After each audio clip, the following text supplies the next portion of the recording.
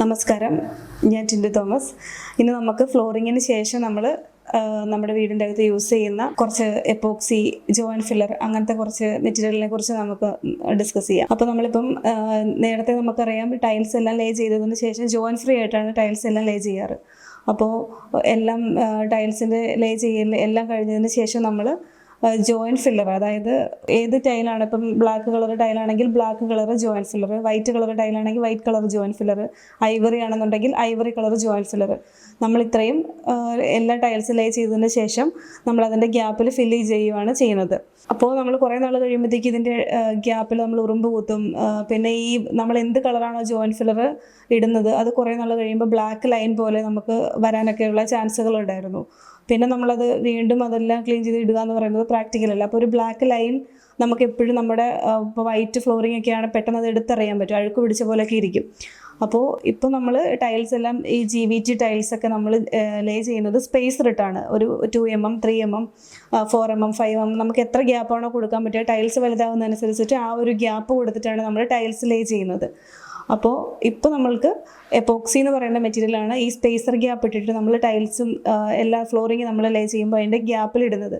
ഈ എപ്പോക്സിയുടെ പ്രത്യേകത എന്ന് പറയുന്നത്, ഇത് നമുക്ക് ലൈഫ് ലോങ്, ടൈൽസ് എത്ര കാലം കിടക്കുന്നു, ഫ്ലോറിങ് നമ്മൾ എത്ര കാലം യൂസ് ചെയ്യുന്നു, അത്രയും കാലം നമ്മൾക്ക് എപ്പോക്സി ഫ്ലോറിങ് പോകത്തില്ല. ഫ്ലോറിങ്ങിൽ ഈ ഗ്യാപ്പിലിടുന്ന എപ്പോക്സി നമ്മൾ കറക്റ്റ് ആയിട്ടാണ് ഇടുന്നതെന്നുണ്ടെങ്കിൽ അത് നമുക്ക് ഒരിക്കലും ഉറുമ്പ് കുത്തുവോ അല്ലെങ്കിൽ അഴുക്ക് പിടിച്ചിരിക്കുവോ അങ്ങനത്തെ കാര്യങ്ങളൊന്നും ചെയ്യത്തില്ല. അപ്പോൾ എപ്പോക്സി തന്നെ പല കളേഴ്സ് ഉണ്ട്. അത് നമ്മളുടെ എപ്പോക്സി ഫ്ലോറിങ് ഈ പറഞ്ഞ പോലെ കുറച്ച് കോസ്റ്റ്ലിയാണ്. ജോയിൻറ്റ് ഫില്ലർ പോലെ തന്നെ കോസ്റ്റ് കുറവല്ല.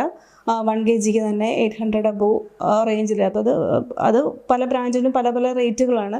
അപ്പോൾ അത് നോക്കിയിട്ട്, പിന്നെ കവറേജ് ഏരിയ നമ്മൾ ഗ്യാപ്പിലിടുന്ന, ഇപ്പോൾ 2 mm ആണോ 3 mm ആണോ സ്പേസർ ഗ്യാപ്പ് കൊടുക്കുന്നത്, അപ്പോൾ അതനുസരിച്ച് നമുക്ക് കവറേജ് ഏരിയയിലും വ്യത്യാസമുണ്ട്. 1 kilo ഒക്കെ നമുക്ക് എത്ര mm സ്പേസറാണോ കൊടുക്കുന്നത് അതിനനുസരിച്ചിട്ട് വരും അതിൻ്റെ കവറേജൊക്കെ. അപ്പോൾ അത് നോക്കിയിട്ട് നിങ്ങൾ എപ്പോക്സി ചെയ്ത് നമ്മൾ ചൂസ് ചെയ്യേണ്ടി വരും. പിന്നെ കളേഴ്സ് ആണെങ്കിലും ഈ പറയുന്ന പോലെ കേർട്ടൻ്റെ കളറ്, അതേപോലെ ഫർണിച്ചേഴ്സിൻ്റെ കളറ്, പിന്നെ ടൈലിൻ്റെ കളറ്, ഇതൊക്കെ നോക്കിയിട്ട് വേണം എപ്പോക്സി നമ്മൾ ചെയ്യാൻ വേണ്ടിയിട്ട്. അപ്പോൾ ഇതൊക്കെ നമുക്ക്, കാരണം എപ്പോക്സി നമ്മളിപ്പോൾ ചൂസ് ചെയ്യുമ്പോഴും അത് നിസ്സാരമായിട്ട് ഇപ്പോൾ ടൈൽസിൻ്റെ ഗ്യാപ്പിലിടുന്ന ആണെന്ന് നമ്മൾ വിചാരിച്ചാലും അത് അത്യാവശ്യം ഇമ്പോർട്ടൻ്റ് ആയിട്ടുള്ള ഒരു ഫാക്റ്റ് തന്നെയാണ്.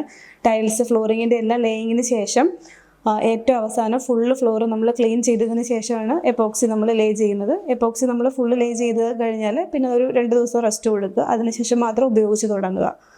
അപ്പോൾ ഇമ്പോർട്ടൻ്റ് ആയിട്ടുള്ള ഒരു കാര്യം തന്നെയാണ് എപ്പോക്സി. ഇപ്പോൾ എപ്പോക്സി ഏതൊക്കെ കളേഴ്സാണ് അവൈലബിൾ എന്ന് നോക്കിക്കഴിഞ്ഞാൽ നമുക്ക് ഈ പറഞ്ഞ പോലെ വൈറ്റ്, ബ്ലാക്ക് എല്ലാ കളേഴ്സിലും നമുക്ക് ടൈൽസ് ഏതൊക്കെ കളറിലാണ് അവൈലബിൾ ആയിട്ടുള്ളത് അതേപോലെ തന്നെ എല്ലാ കളേഴ്സിലും നമുക്ക് എപ്പോക്സി അവൈലബിൾ ആണ്. പിന്നെ നോർമൽ മാറ്റായിട്ട് നമുക്ക് എപ്പോക്സി ചെയ്യാം, ഗ്ലോസി ആയിട്ട് നമുക്ക് എപ്പോക്സി ചെയ്യാവുന്നതാണ്. ഇപ്പോൾ ഗ്ലോസി ഫിനിഷാണ് എപ്പോക്സി ടൈൽസ് നമ്മൾ യൂസ് ചെയ്തേക്കുന്നതെന്നുണ്ടെങ്കിൽ നമ്മൾക്ക് എപ്പോക്സി ഗ്ലോസി ആയിട്ട് തന്നെ നമുക്ക് ചെയ്യാൻ പറ്റും. ഇനിയിപ്പോൾ മാറ്റാണ് നമ്മൾ ടൈല് എന്നുണ്ടെങ്കിൽ അതിൻ്റെ ഗ്യാപ്പിൽ നമ്മൾ മാറ്റ് ഫിനിഷിൽ തന്നെ നമുക്ക് എപ്പോക്സി ചെയ്യാം. പിന്നെ ഉള്ളത് എപ്പോക്സി 2 ടൈപ്പ് വരുന്നുണ്ട്. ഗ്ലിറ്ററിങ് ടൈപ്പ് വരുന്നുണ്ട്. ഇപ്പം സിൽവർ, ബ്രൗൺസ്, ഗോൾഡൻ, ഈ 3 ഷെയ്ഡിൽ നമുക്ക് ഗ്ലിറ്ററിങ്, അതായത് നമ്മൾ നൈറ്റിൽ ലൈറ്റൊക്കെ ഇട്ട് കഴിയുമ്പോഴത്തേക്കും നമുക്ക് ഈ ടൈൽസിൻ്റെ ഗ്യാപ്പിലുള്ള എപ്പോക്സി ഒരു ഗ്ലിറ്റർ ചെയ്യണമെന്നുണ്ടെങ്കിൽ നമ്മൾക്ക് ആ ടൈപ്പിലുള്ള എപ്പോക്സി ഈ ഒരു 3 ഷെയ്ഡിൽ മിക്ക ബ്രാൻഡിലും തന്നെ അവൈലബിൾ ആയിരിക്കും. പിന്നെ ബാക്കി എല്ലാ കളേഴ്സിലും നമുക്ക് എപ്പോക്സി അവൈലബിൾ ആണ്, ടൈല് പോലെ തന്നെ. അപ്പോൾ അത് നമ്മൾ അതേപോലെ തന്നെ നോക്കിയിട്ട് നമുക്ക് ചൂസ് ചെയ്യാവുന്നതാണ്. എപ്പോക്സിനെ കുറിച്ചും ജോയിൻറ്റ് ഫില്ലേഴ്സിനെ കുറിച്ചും ഇത്രയും നമുക്ക്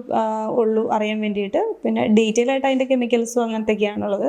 ബട്ട് നമ്മൾ ബേസിക്കലി ഇത്രയും കാര്യങ്ങൾ അറിഞ്ഞാൽ മതി എപ്പോക്സിയെ കുറിച്ചൊക്കെ. നെക്സ്റ്റ് വീഡിയോയിൽ നമുക്ക് ക്ലാഡിങ് ടൈൽസ്, നമ്മൾ എക്സ്റ്റീരിയറിൽ ഉപയോഗിക്കുന്ന ക്ലാഡിങ്, നാച്ചുറൽ സ്റ്റോൺ, അതിനെയുള്ള ചെറിയൊരു വീഡിയോയിൽ കാണാം.